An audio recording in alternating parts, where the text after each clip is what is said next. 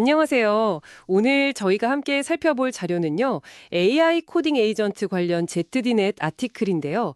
이게 가져올 수 있는 잠재적 보안 위협, 특히 오픈소스 생태계에 미칠 영향에 좀 초점을 맞춰보려고 합니다. 구글 듀얼스 같은 거 보면 코딩을 막 10분 만에 끝낸다잖아요. 처음엔 와, 대단하다 싶다가도 그 기사 필자처럼 이거 악용되면 진짜 큰일 나겠는데 하는 생각이 들더라고요. 네, 그래서 오늘은 바로 이 지점, 이 AI 기술이 당신이 매일 쓰시는 앱이나 서비스에 어떤 좀 예상치 못한 위험을 가져올 수 있는지 그 속을 한번 제대로 파헤쳐 보죠.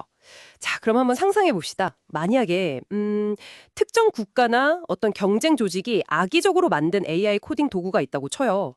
이게 GitHub 같은 아주 큰 코드 저장소에 접근할 수 있다면 도대체 무슨 일이 벌어질 수 있을까요? 네, 거기서 이제 주목해야 할 게 바로 스텔스 공격의 가능성입니다. 말 그대로예요. 수백만 줄 엄청 많은 코드송에 아주 교묘하게 악성 코드를 몇 줄 숨겨놓는 거죠.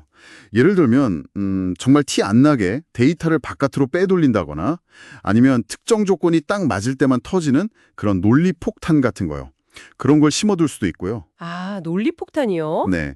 심지어는 업데이트 메커니즘을 살짝 바꿔서 나중에 추가로 악성 코드를 다운로드하게 만들 수도 있고 암호화 강도를 아주 약간만 약화시키는 그런 변경도 가능합니다. 와, 그러니까 정말 사소해 보이는 변경으로도 가능하다는 거군요.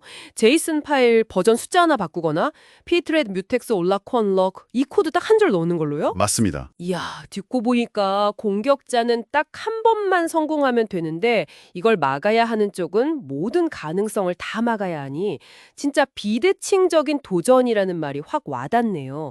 정말 어렵겠는데요. 네, 그렇죠. 그리고 이런 악성 코드가 들어오는 경로도 정말 다양합니다. 근데 흥미로운 건 어떤 기술적인 허점 못지않게 의외로 사람의 실수를 이용하는 경우가 많다는 거예요. 예를 들어 관리자나 코드 리뷰의 계정을 탈취하는 거죠. 아니면 아주 오랫동안 정상적인 기여자인 척하면서 신뢰를 쌓아요. 그러다가 결정적인 순간에 악성 코드를 슬쩍 집어넣는 거죠. 아, 일종의 잠입 작전이네요. 그렇죠. 그런 사회공학적 기법도 있고요. 기술적인 경로를 보면 코드 변경 요청, 그러니까 풀 리퀘스트를 엄청나게 많이 보내는 거예요. 그럼 리뷰하는 사람이 지치겠죠? 네, 정신없겠네요. 그때 이제 악성 코드를 슬쩍 통과시키는 풀 리퀘스트 공격도 있고요. 음, 또 당신의 서비스가 사용하는 외부 라이브러리 있잖아요. 네네, 의존성이라고 하죠. 네, 그 의존성 자체가 해킹당하는 거. 이걸 공급망 침투라고 하는데, 그러니까 내가 가져다 쓰는 부품 자체가 이미 감염된 상태인 거죠. 그리고 빌드나 배포 자동화하는 CI/CD 과정, 그걸 조작하는 방법도 있고요. 그렇군요. 특히 그 소스에서는 코드 검토 과정 자체가 갖는 어떤 본질적인 어려움을 지적하더라고요. 아무리 경험 많은 개발자라도 정말 방대한 코드 변경 속에서 교묘하게 숨겨진 악성 코드 한두 줄 찾아내는 거, 이게 현실적으로 거의 불가능에 가깝다고요. 맞아요. 정말 쉽지 않은 일이죠. 그럼 이걸 어떻게 막아야 할까요? AI 위협에 맞서서 AI를 써보려는 시도도 있었다면서요. 오픈 AI의 O3 모델 같은 걸로 분석을 해봤는데 이미 알려진 취약점 외에 뭐랄까 아직 알려지지 않은 새로운 종류의 위협을 찾는 데는 좀 한계가 있었다고요. 네, 그렇습니다. 그래서 현재로서는 어쩔 수 없이 인간 중심의 모범 사례를 더 철저하게 지키는 게 핵심입니다. 결국 기술적인 방어책도 중요하지만 그와 함께, 아니 어쩌면 그 이상으로 사람의 역할과 책임, 그리고 잘 짜인 절차가 중요해지는 거죠. 몇 가지 핵심 전략을 좀 묶어서 말씀드리면요. 일단 접근 통제부터 강력해야 합니다.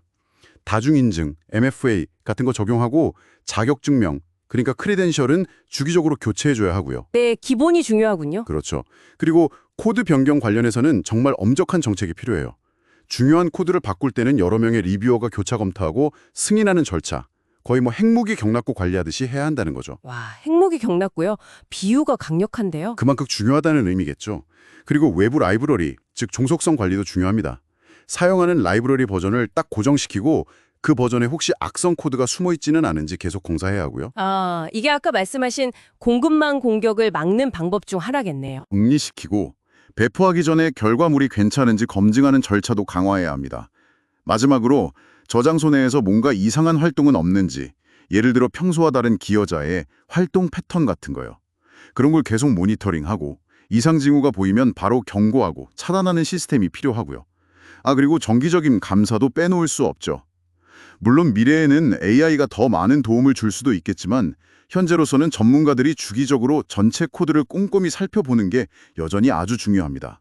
들어보니까 결국 이 모든 게 뭘 의미하냐면 AI가 코딩 생산성을 엄청나게 높여주는 강력한 도구인 건 맞는데 동시에 당신의 안전을 위협할 수 있는 아주 심각한 위험도 가지고 있다는 거네요. 네, 정확합니다.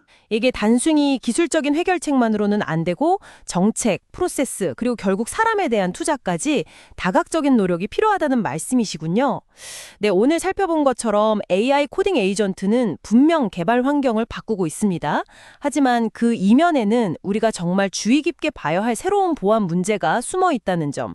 그 ZDNet 기사 저자가 왜 두려워해야 한다, 매우 두려워해야 한다고까지 강하게 말했는지 그 의미가 조금은 전달되었기를 바랍니다. 여기서 이제 중요한 질문이 남는 것 같습니다.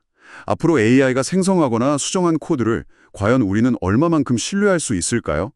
그리고 만약 신뢰한다면 그 신뢰를 담보하기 위한 기준이나 검증 방법은 또 어떻게 만들어 가야 할까요? 네, 정말 중요한 질문이네요. 이 질문을 한번 마음속에 담아두고 곱씹어 보시면 좋겠습니다. 오늘 저희의 심층 분석은 여기까지입니다.